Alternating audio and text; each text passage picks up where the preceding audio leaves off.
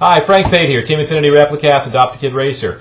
I wanted to talk about something real briefly just to get everybody's attention. A couple months ago, a young man died at a USGPRU race. And I'm not bringing this point up to grind in anybody's faces, but it was kind of neatly, quietly pushed back, and there wasn't a whole lot of discussion about it. Nobody wanted to talk about the young man who died. And I understand that because there's a lot of outside forces that would love to put the racing industry completely to bed.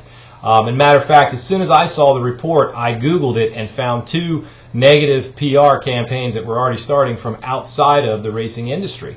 One reporter in particular was trying to find out how many people had died at that racetrack in the last year. The other one was wondering why was the 13-year-old kid allowed to ride.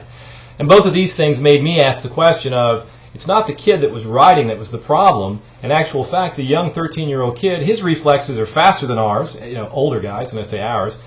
He's video game experienced, he's young, he's energetic, he's excited. His reflexes are going to be much faster than an older rider. But the problem that the young rider experienced is the same thing that any new rider is going to experience of any age, and that is experience. He didn't have enough experience, and the only way to get the experience is to get the experience. So it's kind of a catch-22.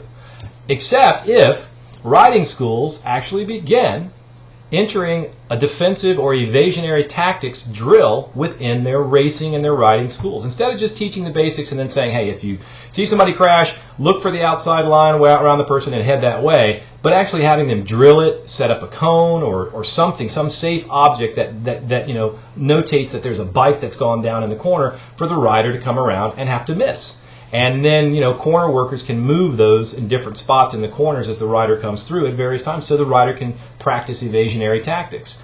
With proper spacing between bike and bike, not complete, full-on race speeds, but maybe 80% of the race speeds, I believe riders could very easily be drilled on this and done on a quarterly basis. And for the young riders coming up, or the new riders, period, it could be a quarterly thing where they have to go to a local riding school for the first year or so and show proof of making it successfully through their evasionary tactics proceedings. And then they come back with that pass, basically, and then, their hosting organization lets them ride. Hey, no problem, cool. So it's a continuing education thing, because the only thing that gives a person the experience is the experience.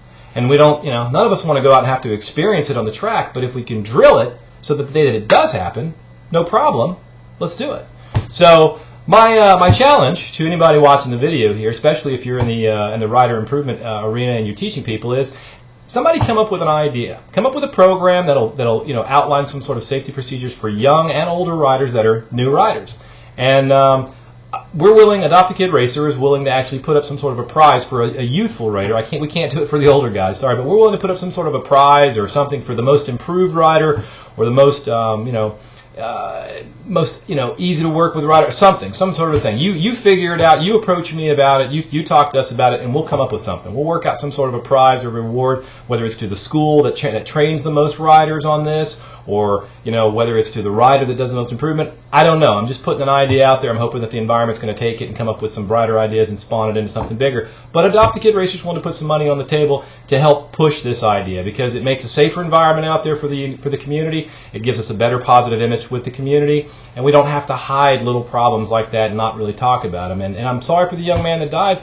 The one thing I have to say about it is he died doing what he loved, and that's not really a tragic thing in the sense of the fact that he knew the risk like we all do, and he got to go out doing it and chasing something that he loved after. So I'm sure he's probably not too upset about it in the sense of the fact that he did die, but at least he was doing something he loved. At least he wasn't shot by some crazy drive-by crackhead and a gangland shooting. Now that's tragic.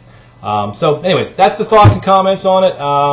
I hope somebody takes this and takes a positive out of it and does something good with it. And if you do, send us an email, frank@infinitygpracing.com. Keep the rubber side down.